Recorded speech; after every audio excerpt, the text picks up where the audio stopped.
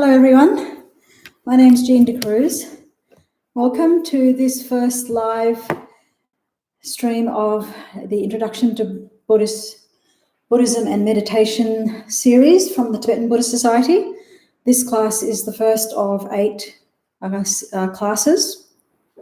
So the format for each class is that we'll first look at some of the concepts in Buddhism and how to use them to deal with all the stresses and the challenges that we're facing at the moment in our life. Then we'll do some guided meditation. And then at the end, we'll have time for questions using the chat. So just to share a little bit about my background, I started studying Buddhism and meditation when I was 19 years old. I'm a student of Geshe Acharya Thubten Loden, who's the spiritual head and founder of the Tibetan Buddhist Society. I actually worked for him for 25 years as his secretary, and I've been teaching weekly classes and leading retreats for about the last 20 years. Okay, so to get started with the session, so we're all going through a difficult time at the moment with the coronavirus and all its limitations. We worry about the disease and its effect on ourselves, its effect on people that we love, and also on people in general.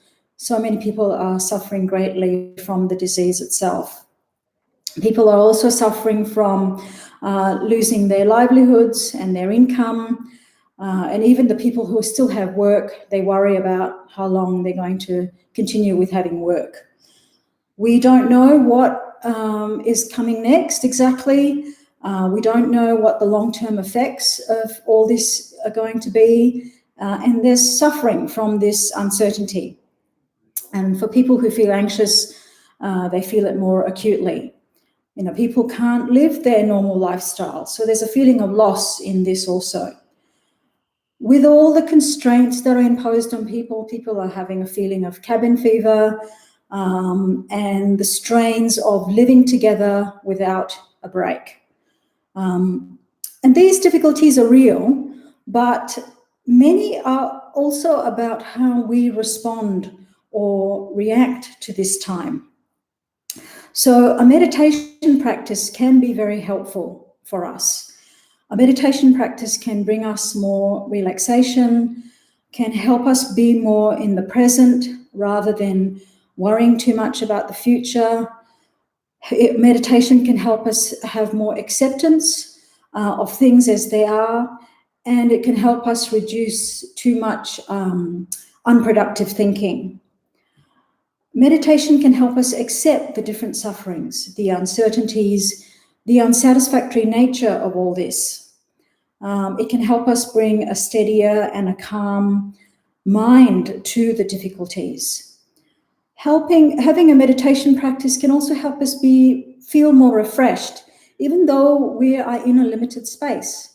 So, for example, when we do a retreat, we can still feel balanced even though we don't actually go anywhere.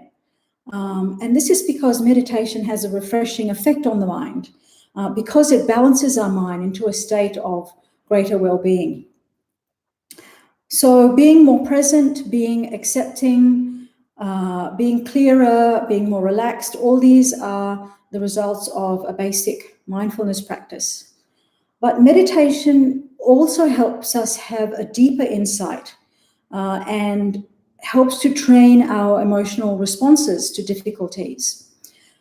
We meditate to have an intuitive understanding. For example, when we meditate on impermanence, life is a series of ups and downs. The Dalai Lama said in a recent article that this situation is impermanent. This will change, it will go. Seeing more clearly how things are impermanent is very helpful for us to be able to accept it patiently.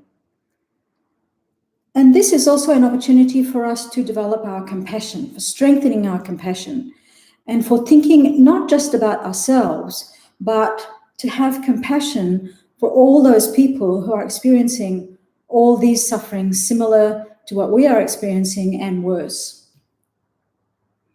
We can also use this opportunity to practice ethics, being careful with how we relate to others, especially the people that we're living with. When we practice self-isolation and physical distancing, this is protecting others, and this is helping not put other people in danger. We can do these things that we've been asked to do by the health authorities, not grudgingly, but with a positive intention, by thinking, I want to help others, I want to protect others, other people's lives. And if we can do it with this is a tremendously positive mind. We can also practice a practical mindfulness with what we've been asked to do, being careful about what you touch, and not touching your face, washing your hands. All these require mindfulness. So there is an opportunity here for us that opens to us through meditation. We can change how we relate to these difficult times. We can practice meditation to be steadier, to be more calm, to be more focused. We can also develop more acceptance, more patience, insight, and compassion. And if we can do this, then we can move away from frustration, from anxiety, and from rigidity. So then the difficulties of this time become a stimulus for us to evolve and to develop ourselves. And these qualities help us now, but they are also useful always, and they're always helpful for us. They help us find greater resilience and well-being throughout our life, not just at this time. So if we examine what motivates our life, everyone is searching for happiness and tries to avoid suffering. This underlies everything that we do and everything that other people do. So the relationships that we choose, our career choice, the sport that we play, the music that we listen to, searching for happiness, trying to avoid suffering underlies all these activities. And when I use the term suffering, I don't mean just extreme pain and great suffering. It includes the whole range from small discomforts through to great suffering. And basically, we can see it as just any discomfort, we can see as a suffering. So what really determines our happiness? And our tendency is to think that external things make us happy. And if we improve our external situation, then we'll be happier. So most of our efforts are directed at getting a better job, earning more money, buying new clothes, having a better reputation, eating all kinds of delicious food, having a bigger house, and so on. This is where we put most of our effort. But these external things, the wealth, the power, the reputation, are not in themselves the true cause of our happiness. But we're not saying that we can't experience happiness with external things, but just to recognize that they don't truly satisfy us. And in fact, they are quite unreliable and they are very temporary. Because if external things were the cause of happiness, then people who have a lot of these things would necessarily be very happy.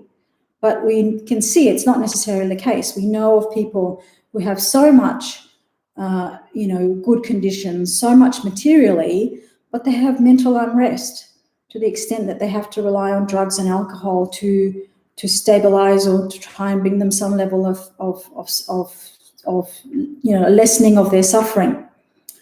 Also, if the external things were the cause of our happiness, then once we had them, then our happiness associated with them should remain. But our experience is that when we have something new, when we obtain something new, we're excited about it. But after some time, it then becomes normal to us. And then we want another new thing. So the supposed happiness that it brings is only temporary. Now, this doesn't mean that we have to give up all our good conditions or not have good conditions. It just means we need to recognize that they won't give us genuine, long-lasting happiness. So the problem's not the external things as such, it's the underlying assumption that full satisfaction can arise from gratifying the senses alone. Particularly, this society overemphasizes the role of external conditions in bringing happiness. So if we have, good material conditions, but we feel anxious, we feel hatred, we're miserly, we feel jealousy, then it's very difficult for us. We won't actually be happy. But if we have a relaxed, peaceful, contented mind, then even if our conditions are not so good, in a sense, it doesn't actually matter to us. We will have happy minds regardless of our physical conditions. So having good conditions materially in itself is not enough. We have to have some level of inner relaxation, some level of contentment, some level of joy. So what really determines our happiness is our mental attitude, how we perceive our situation. So the reality is that it is within us. It is what is within us that is the cause of our happiness. With any experience, it's our mental attitude that determines if we will be happy. So we can look at two people experiencing the same situation. The experience that they have can be completely different depending on their view of the situation. So if we look at two people in the similar situation of lockdown, they're working from home, the family's with them, their movements are restricted. One is frustrated and grudging and having to stay home, not being able to go out to cafes, restaurants, their usual outings. They don't do what they've been asked to do with staying home and physical distancing from others. They have a resentful, self-centered approach to the situation. The other person feels they are making a valuable contribution to keeping everybody else safe, by staying home, by keeping physical distance. They feel that they're supporting, our hospital workers, keeping them safe by not potentially adding to their workload. This person has a peaceful attitude, a positive and generous attitude in dealing with others. So the first person has a tight, tense, negative attitude and experience to their situation. The second person feels positive and valued with what they're doing. So they're in the same situation, but their experience of it is completely different because of their different attitudes. So if we don't understand that our happiness comes from our internal resources, then we're looking for happiness outside ourselves. We're always looking. But because our happiness depends on our mind, the external things don't actually make us truly happy, truly secure, and truly fulfilled. Believing that they do means we keep looking. We keep striving, we keep trying to buy new things, having new experiences. But when we understand that it's actually what's in us that brings us happiness, then we can start to relax. We can be more content with what we already have. We can see the present as something to be appreciated. We experience being as something worthwhile rather than always striving and having to do. So it's this realization that happiness comes from within us. Then we have a more relaxed and a happy way of being, then it starts to naturally emerge. So Buddhism then is mainly concerned with the mind, and transforming our mind is how we transformed the way that we experience our life. The nature of our mind is that it is impermanent. Sometimes we're happy, sometimes we're sad, sometimes we're peaceful, sometimes we're angry, and so on. And the nature of our mind is such that we have a habitual way of responding to situations. So, for example, when we're criticized, our response tends to be we get upset and angry. If we are praised, then our arrogance or our conceit arises. We feel jealous if somebody has something that we want. We don't choose to get angry when somebody criticizes us. It just comes. We don't choose to be attached or grasping when we see something beautiful. It just arises. We don't choose to be jealous. It just comes. And this is because we have a habit of it. But because our minds are impermanent, these mental habits can be changed.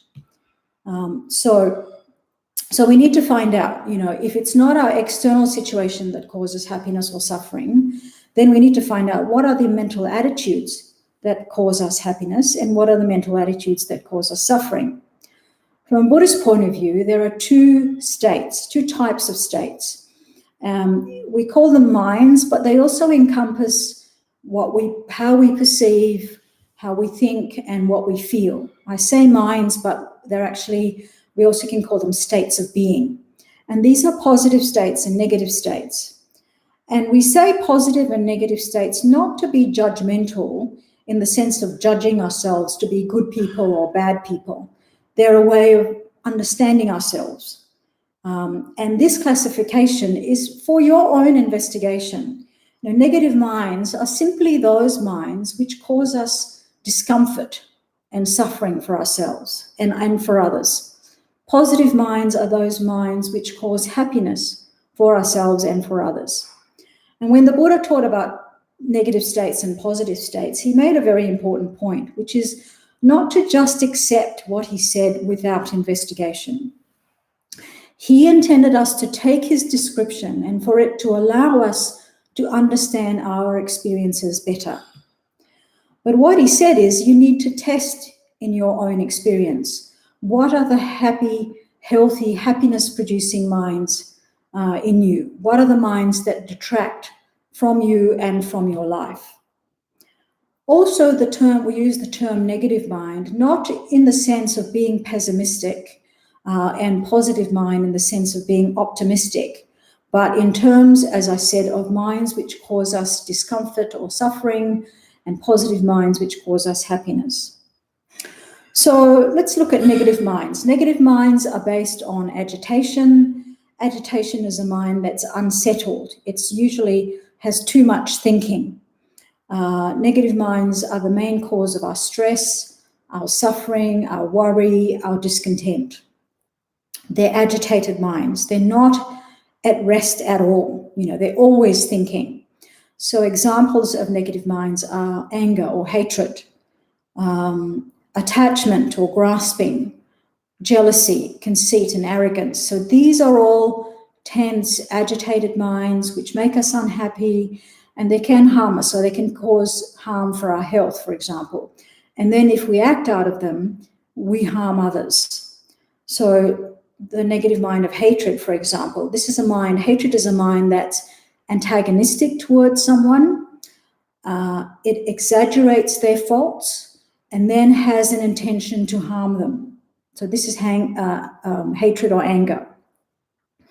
And when we're in the grips of anger or hatred, we have no control over our mind.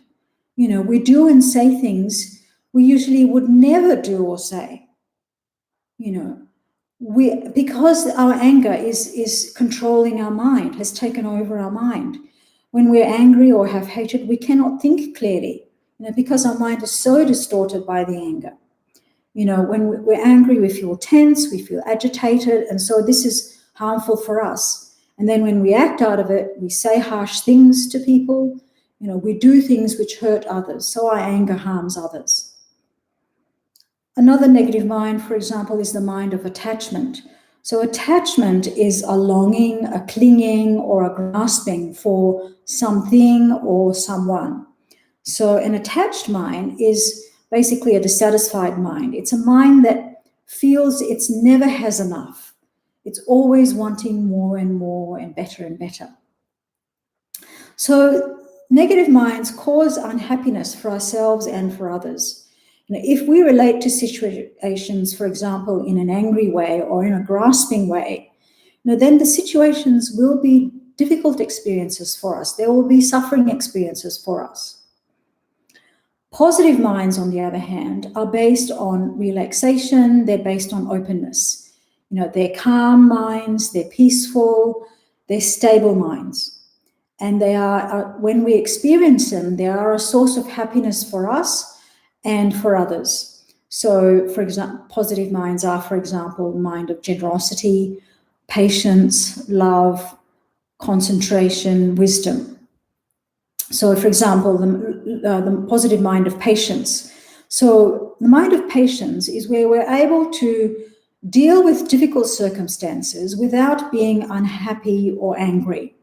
So, for example, no matter how difficult or unreasonable someone is being with us, we, through our patience, we manage to remain calm, tranquil, stable. So this is the mind of patience, able to stay calm and peaceful in the face of difficulty. And patience is like the opposite of anger. Another positive mind is the mind of generosity. So this is an open mind that doesn't grasp a benefit just for ourselves. It's the opposite of miserliness. When we think about how we feel when we're miserly, it's a really painful way of relating. It's a feeling of lack, and wanting to hold on to things. It's a tightness, So the mind of generosity is the opposite of this. It's an open mind. And generosity, a generous mind, is not just with material possessions. We can be generous also with our time, spending time with people. We can be generous with our wisdom and our knowledge and our skill, giving these to people. So generosity, it's an open, it's a giving type of attitude. So other positive minds are things like concentration, having energy for positive actions, being ethical, wisdom. These are all positive minds. So if we relate to situations with patience, with generosity, with wisdom, with an open, ethical attitude, then our experience of situations will be happy experiences. So from knowing this, knowing that negative minds cause suffering and tension and that positive minds cause happiness, then obviously if we want more happiness and less suffering or discomfort, we need to reduce our negative minds, which cause our suffering, and we need to strengthen and increase our positive minds, which cause us happiness. And this is in fact possible because, as I said, our mind is impermanent and it is habitual. But just knowing this is not enough. We need a good habit, a good method to change the strong habit of our negative minds. We have to know, obviously, about the effects of negative minds and positive minds. That's essential. But we need a good method to actually bring about the change. We need a method to see clearly in a way that we recognize things not just intellectually, but also intuitively and emotionally. So how do we do this? Meditation is the tool.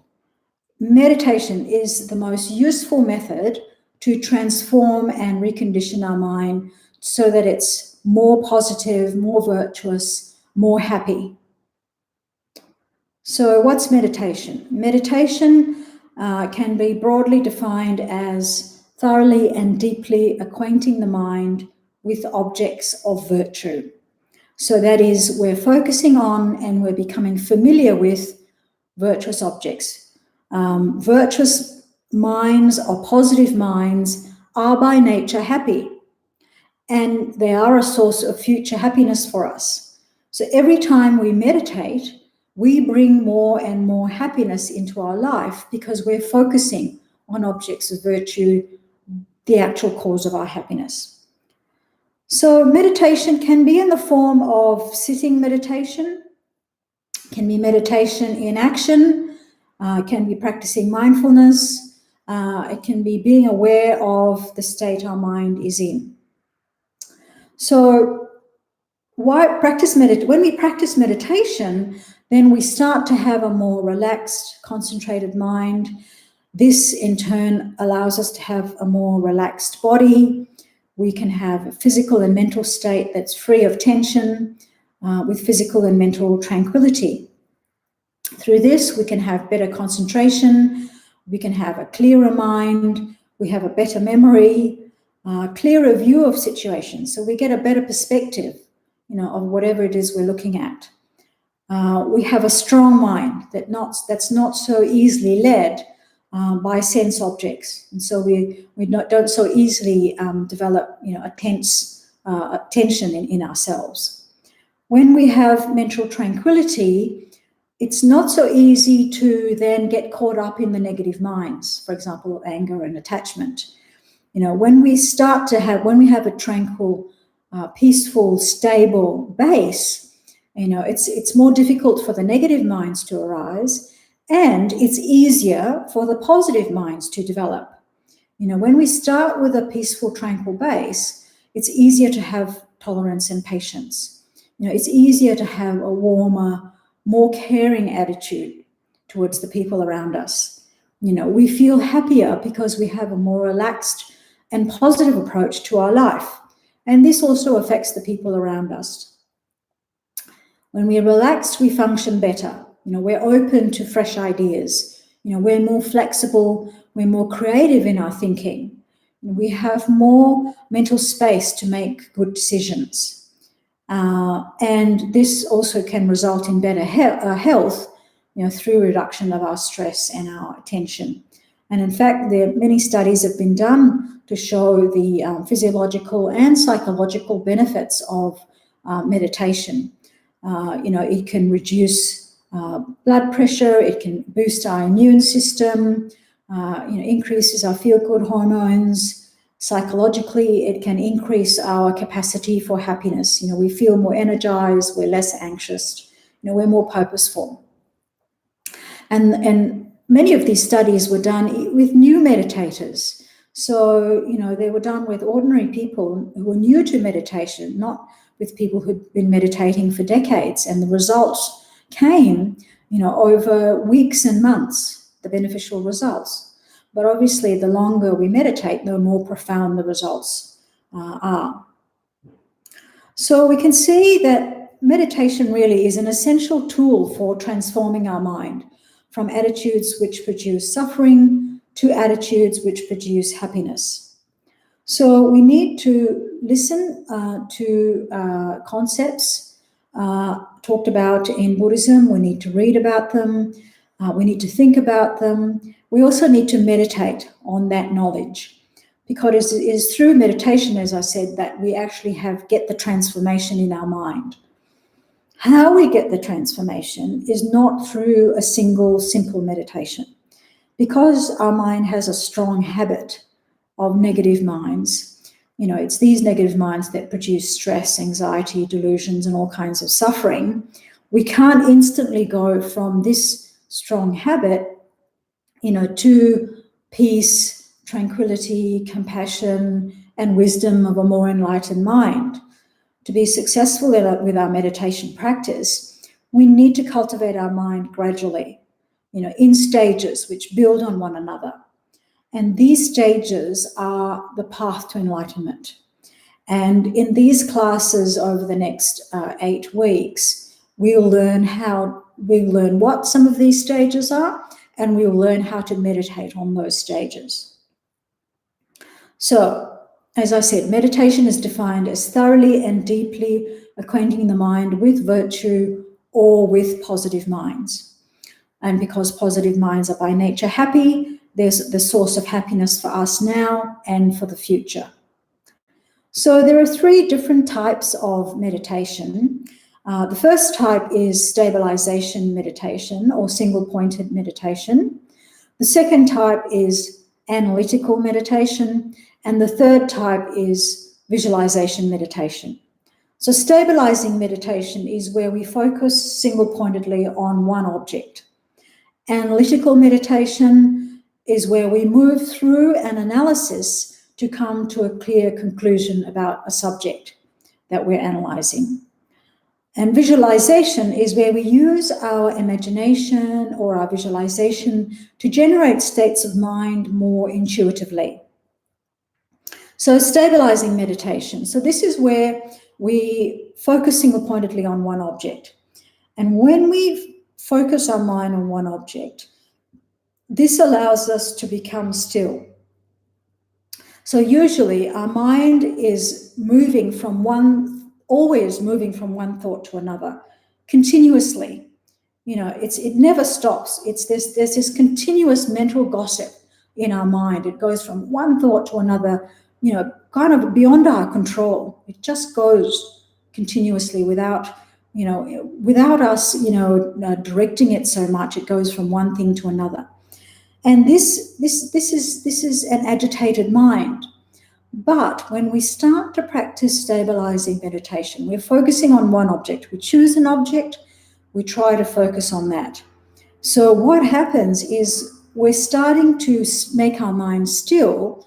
So we're then starting to be free of this negative, agitated state that's continuously thinking and moving.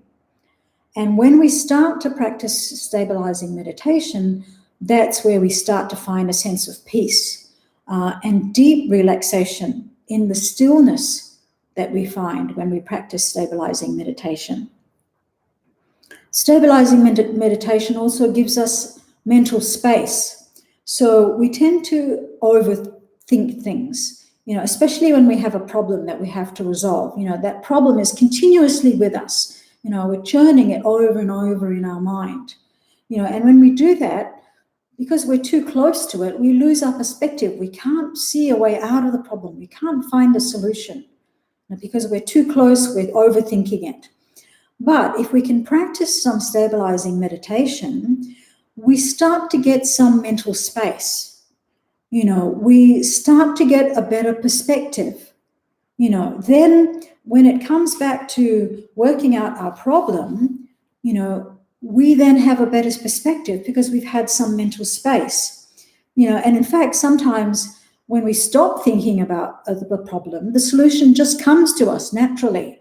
It arises. This comes from having some mental space, and we get some mental space when we practice stabilizing meditation. Stabilizing meditation also gives us some control and some mental stability. Usually, as I said, we respond to things in a habitual way. Someone criticizes us, we get angry. We see someone with better conditions, we get jealous. We see something beautiful, we want to possess it. We grasp after it. But when we practice single-pointed meditation, what we're doing is we start to get some control over our mind because we are developing our concentration. So when we develop our concentration, we're continuously controlling our mind. Our mind wants to wander off, when we meditate. Naturally, it wants to go off. But we bring it back, continuously bring it back. And this continuous bringing back of our mind to the object of concentration is we're starting to exert some control over our mind. We're strengthening our concentration. So when we start to get this control over our mind, then we stop responding habitually with a negative mind. So then we can respond to a difficult situation or somebody criticizing us. Instead of with anger, we can respond with patience. We can replace jealousy with rejoicing in whoever it is that has these wonderful conditions. We can replace grasping at an object with appreciation for the beauty of the object without wanting to possess it. So a single-pointed meditation, gives us this control and stability.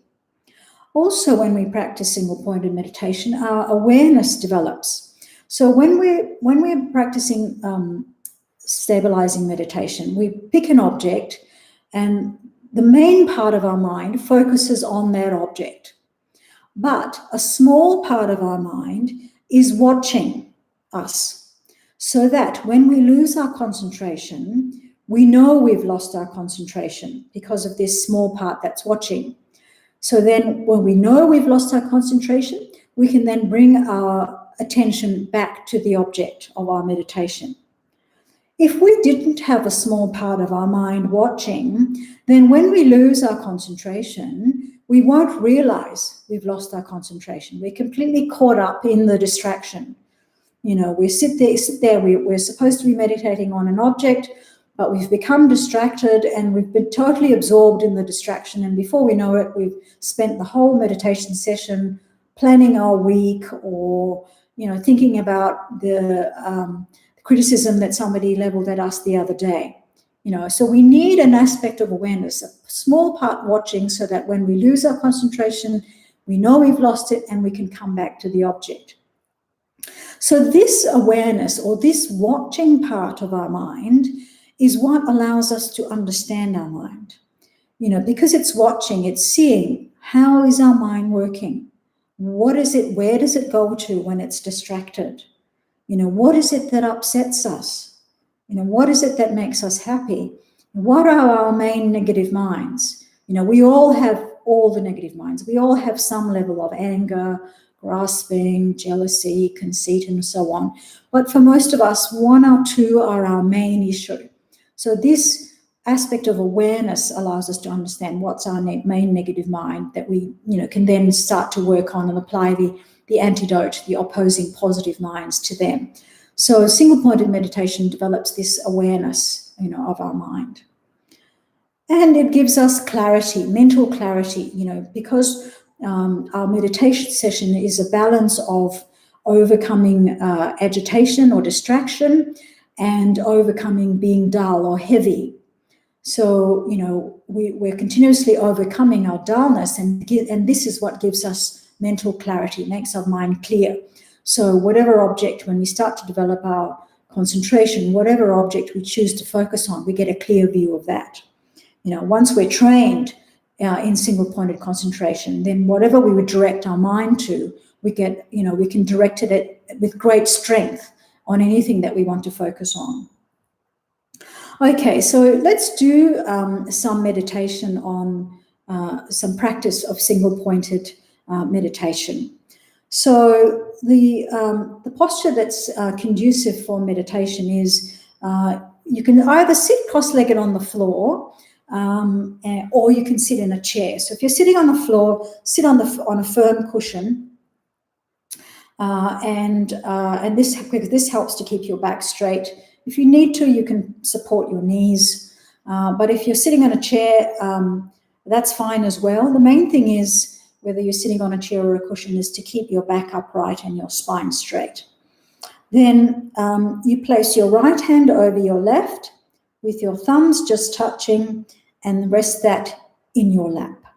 And your thumbs should be about the level of your navel. Then keep your mouth closed and your jaw relaxed. Place the tip of the tongue rested at the back of your top teeth. Keep your head fairly straight, just very slightly tilted forward. Not too far forward. If you tilt your head too far forward, you'll become sleepy.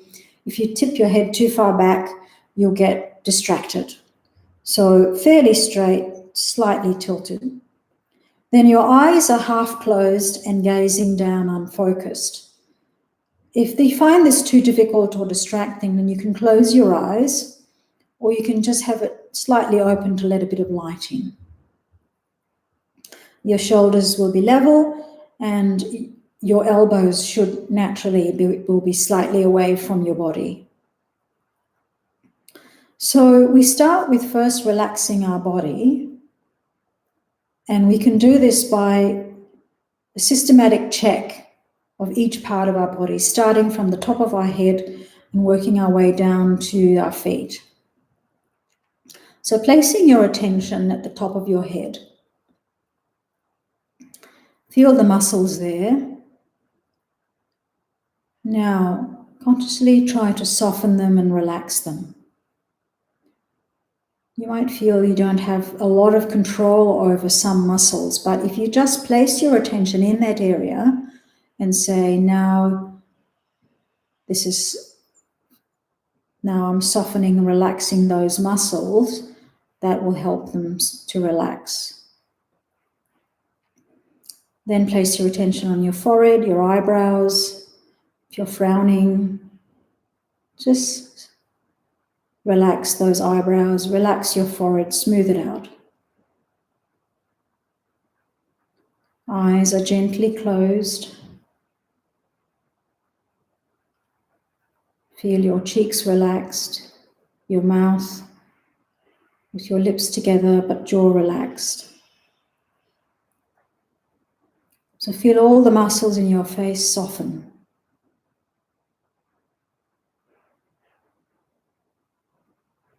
Then focusing on your neck, soften those muscles there. If your shoulders are hunched, tense, just drop them, soften them. And down to your spine and back. Keep it straight, but still soft and relaxed.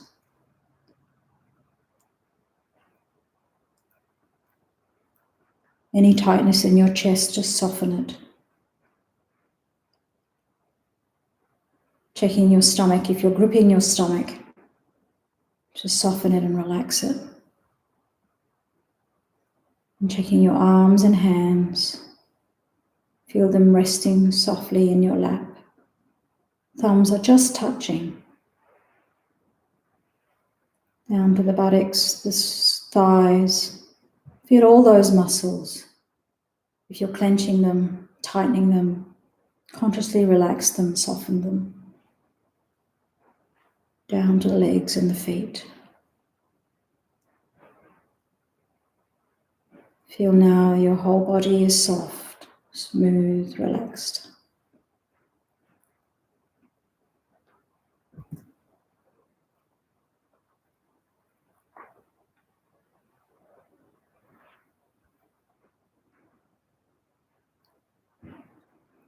So with Buddhist meditation, we normally start the meditation with generating a positive motivation.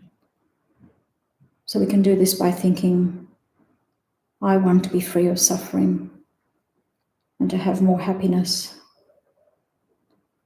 Every being has the same wish for themselves. So I meditate now, not just for myself, but to be free from suffering and have the happiness of enlightenment, so that I can then help other beings to an enlightened state.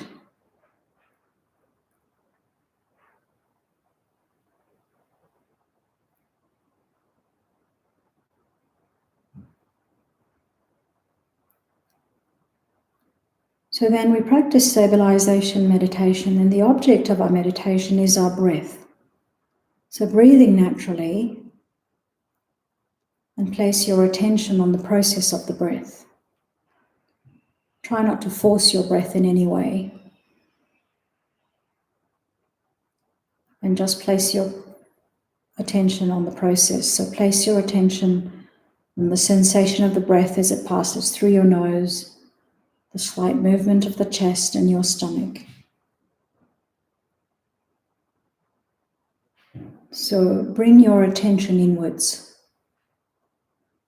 Let go of all other sights, sounds, sensations.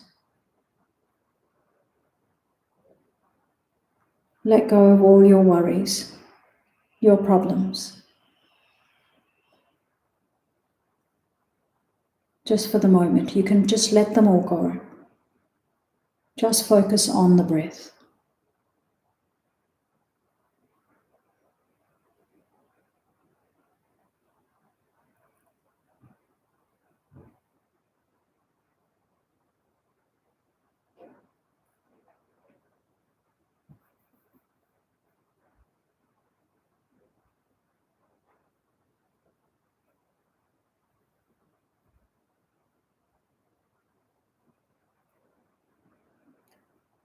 Now your mind will become distracted.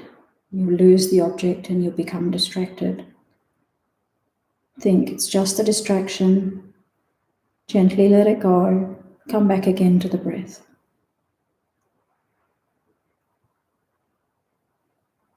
Don't give the distraction energy by becoming involved in it.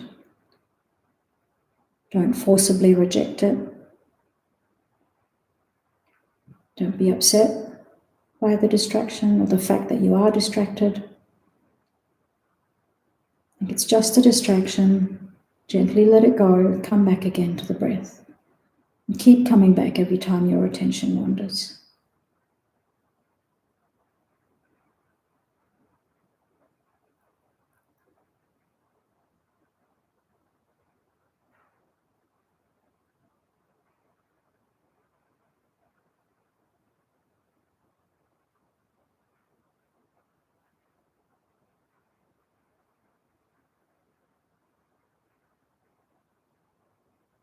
If you find your mind is a bit dull, apply more energy to your concentration. Make your mind a bit light, make the object a bit more vivid. So our concentration needs to be a balance between squeezing too hard, forcing too much, which makes us distracted, and not making enough effort, which makes us dull. So concentration is midway. It's clear, vivid, and strong, but still relaxed and open.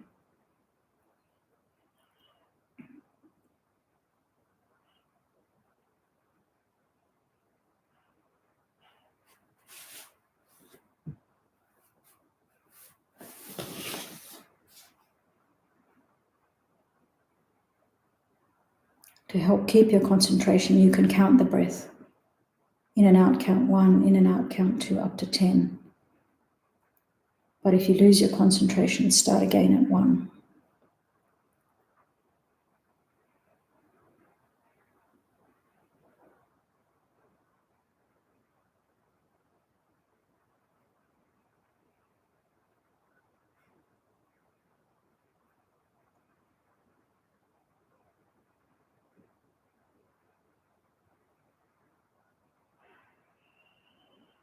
Feel your mind start to settle now. Become still, like a very deep, tranquil lake.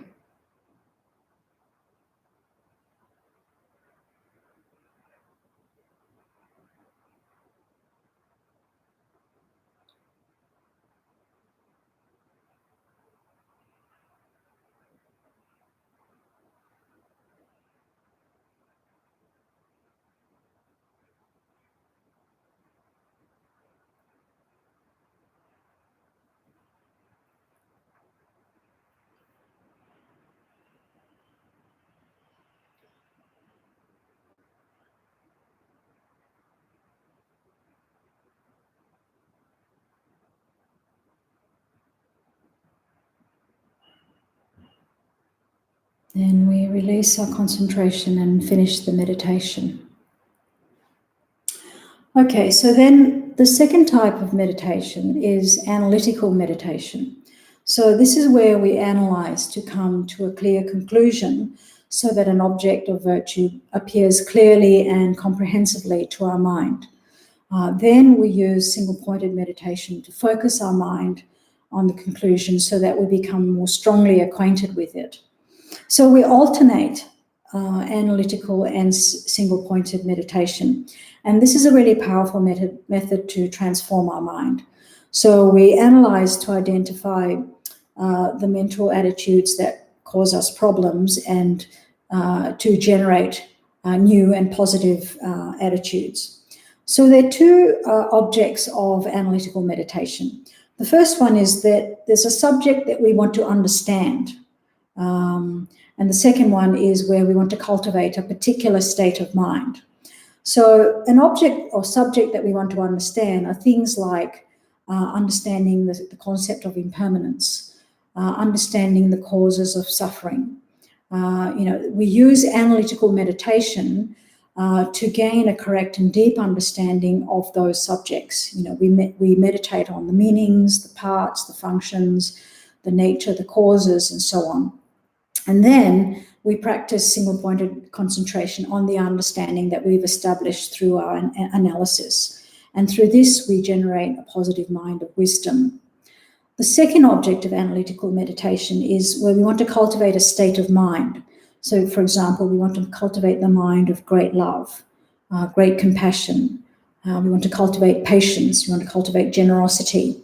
So we use analysis to allow our mind to take on that aspect, because we already have these minds. We have love, we have generosity, we have patience, we have compassion, and so on. So we use analysis to generate those minds in us strongly, and then practice stabilizing meditation on the mind that we've generated.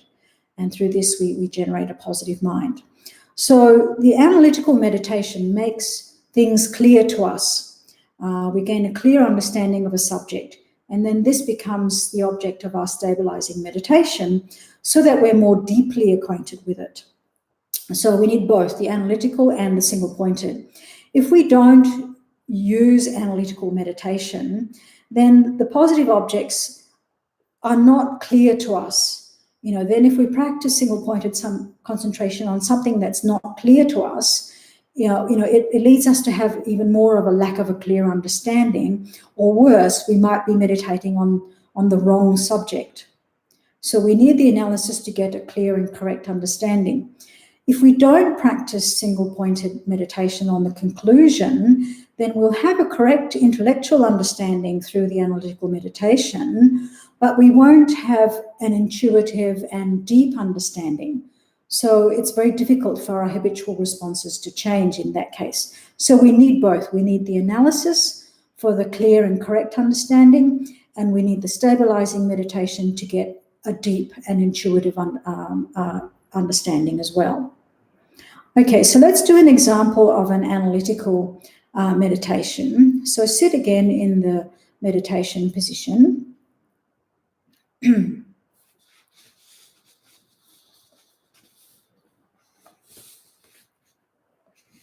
So the analytical meditation that we're going to do is an analytical meditation to generate the mind of great love. So to do this, bring to mind someone who's been kind to you. Someone who's shown you great kindness. Could be your mother, could be your father, another family member, could be your partner, good friend. Pick someone and bring them to mind.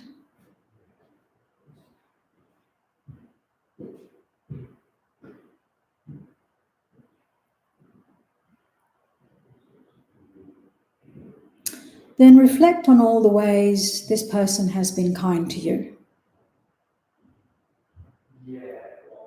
For example, if you think of your mother, think of how she carried you in her womb for 9 months, having to be so careful with what she did.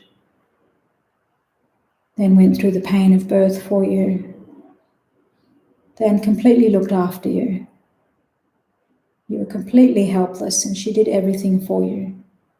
Fed you, cleaned you, clothed you, kept you warm, kept you cool, taught you how to walk, how to talk. And as you grew up, educated you, supported you, encouraged you. Reflect on all the ways this person has been kind to you.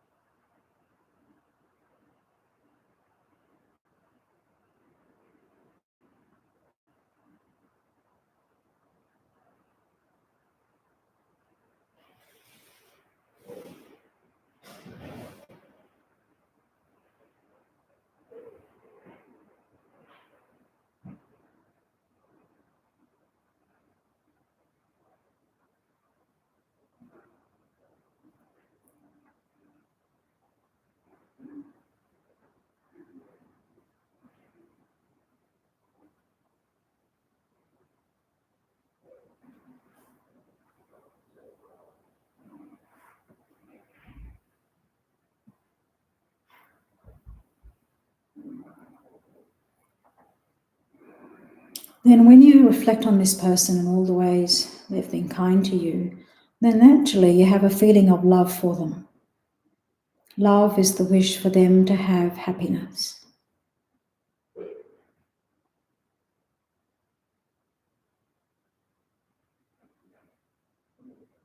We want this person to have every happiness, all the causes of happiness.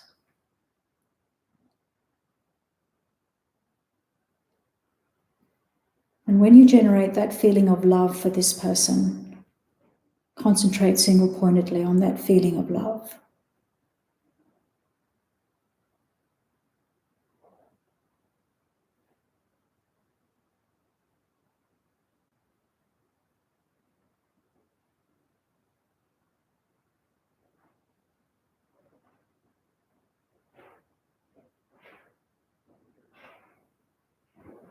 Concentrate on that wish for them to have every happiness.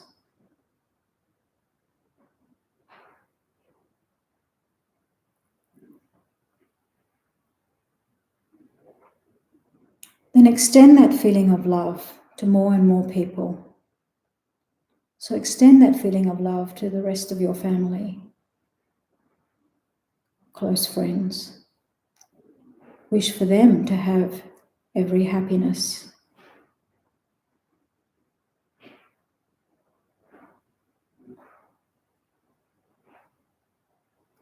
Extend it further to include others, wider family, people you work with. Wish for them to have every happiness. Extending it further to include everybody in your city. Wish for everybody in your city to have all happiness and all causes of happiness. Extending it further to everybody in your state, everybody in your country.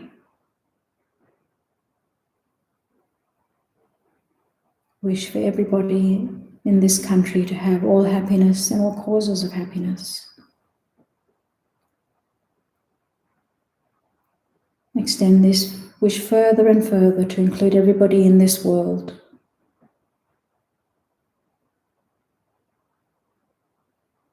Wishing for everyone in this world to have all happiness.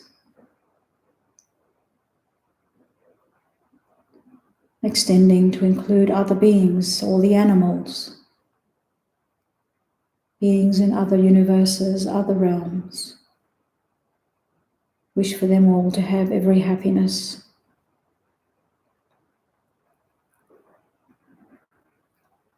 Then finally generate the wish for every single living being to have all happiness and all causes of happiness.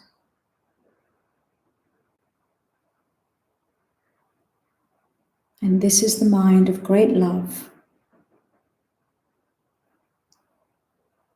And focus single-pointedly on that.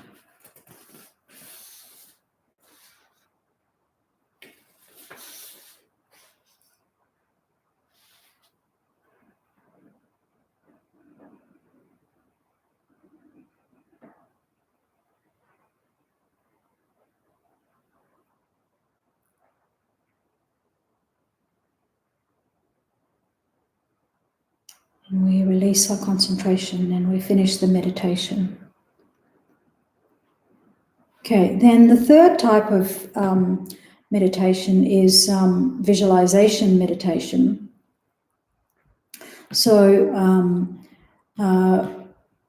with visualization meditation, we can, through our imagination, we can generate states of mind more intuitively. So we can condition our mind with stabilizing meditation, with analytical meditation. We can also condition our mind with visualization meditation. So visualization meditation can be a good, very useful tool for integrating practicing stabilizing meditation and analytical meditation. So instead of using our breath, for example, as the object of our stabilizing meditation or the result of our analysis, we visualize something that's symbolic of that. And this can have a really profound effect on our mind. Okay, so let's do a brief visualization meditation. So turn your attention again to the breath, but this time place your focus on the out breath.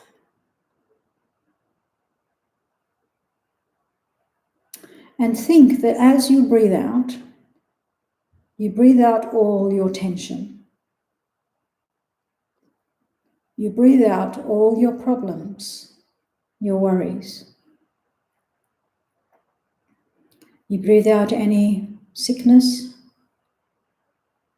ill health. Breathe out all your negative minds, any anger, grasping, jealousy, and so on. Breathe all these out. Any mistakes you've made, where you've hurt people. Breathe all these out in the form of black light, which then naturally disappears into space.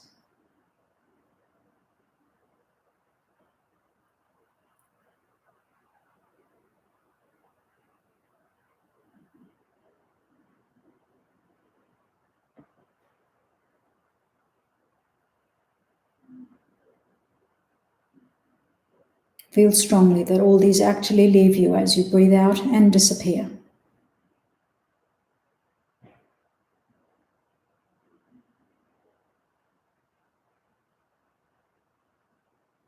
Now you're completely free of all problems, ill health, negativity.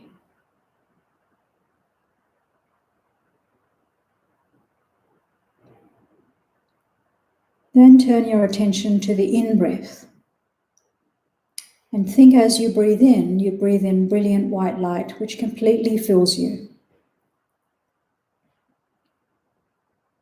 It fills you with positive qualities, good health, fills you with generosity, patience, concentration, wisdom, joy, peacefulness. Breathe all these in the form of brilliant white light.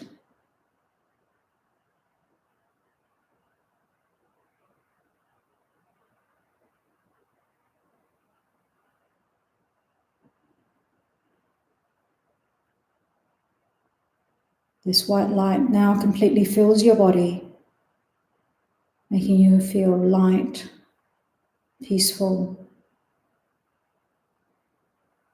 Your body is now white light natured. No heaviness, no pain, just clear white light shining in all directions.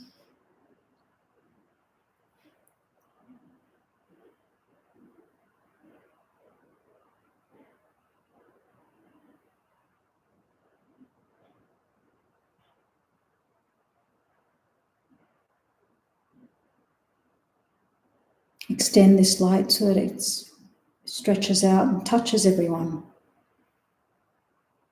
starting with your family and friends.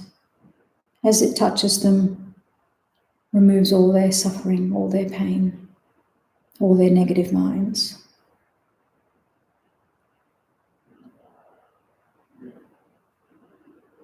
Brings them every happiness, peace, tranquility. Extend it further to touch more and more beings. Everyone in this state, this country, this world, beings in other realms, the animals.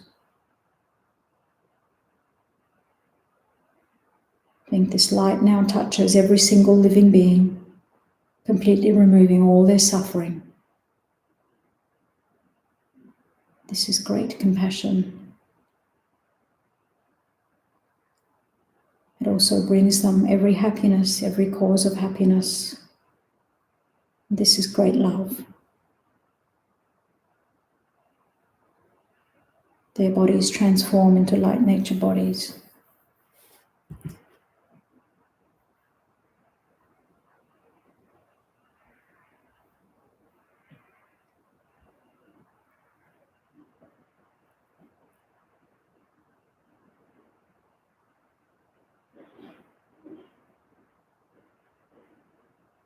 And we release our concentration and we finish the meditation.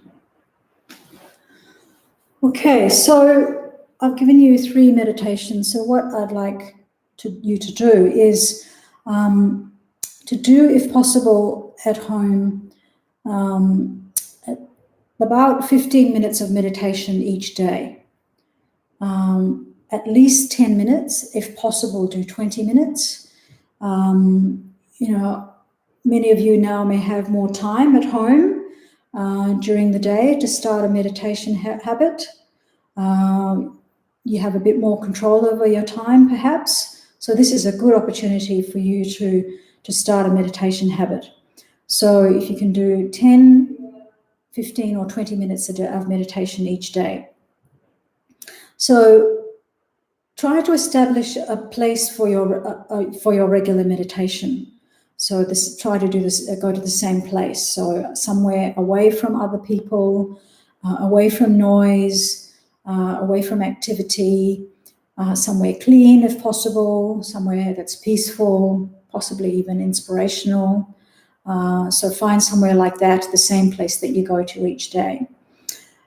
Wear comfortable clothes when you're meditating. Keep warm, but not so warm that you fall asleep.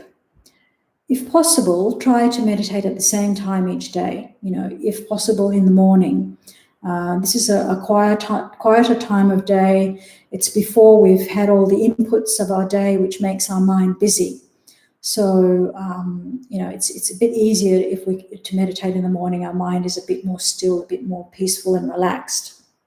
Also, if you meditate in the morning, it sets you up for the day. We can remember the peace and tranquility that we generated in our meditation session in the morning, and feel that peace again through the day, in our day-to-day life. But if you can't do the morning, then any time is fine. A way to make meditation practice a habit is to connect it with a habit that you already have. So, for example, after you shower in the morning, after you brush your teeth, then meditate. So showering and brushing your teeth are already a habit, so you connect your meditation with that. That makes it more likely that you will do it, and your meditation will then become a habit also. It's much easier to meditate regularly if you manage to establish it as a habit. Then you don't have to persuade yourself every day to meditate. You'll just do it because it's a habit. So if possible, with the meditation, your daily meditation that you do the meditation that we did in the class for that week. So this week, do about 5 minutes breathing meditation, do 5 minutes analytical meditation on generating the mind of great love, and do 5 minutes of visualization meditation, black light, white light. Then also try to bring whatever peacefulness, calmness, love and compassion that you generated in your meditation to the way that you relate to other people in your day-to-day life. Recollect the feelings of calm and peace and love and compassion that you generated in your meditation, and bring that to any person that you meet, any situation that you encounter.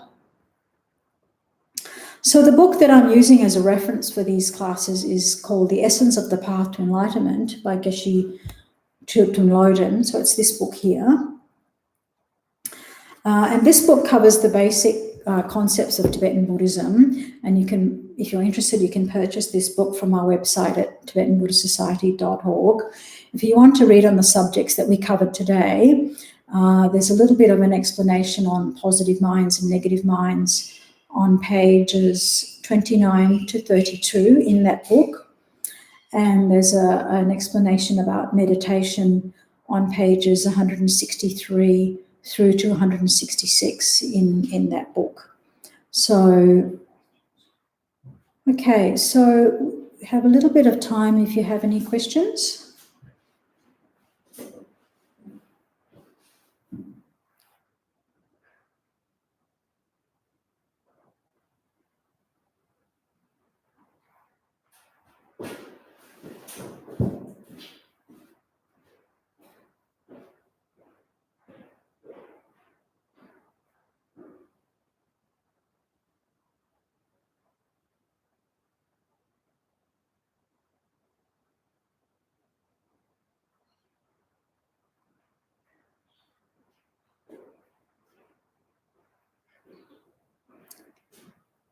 Okay, if nobody has any questions.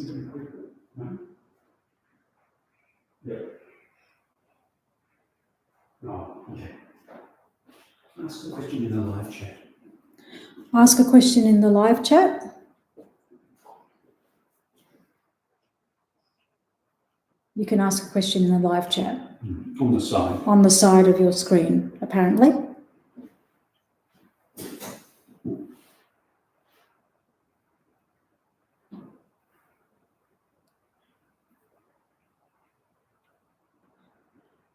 Okay. Thanks for all your messages of thanks. So if nobody has any questions, thanks for all your attention today. We'll meet again next week at this time. Thanks, everyone. Catch up then.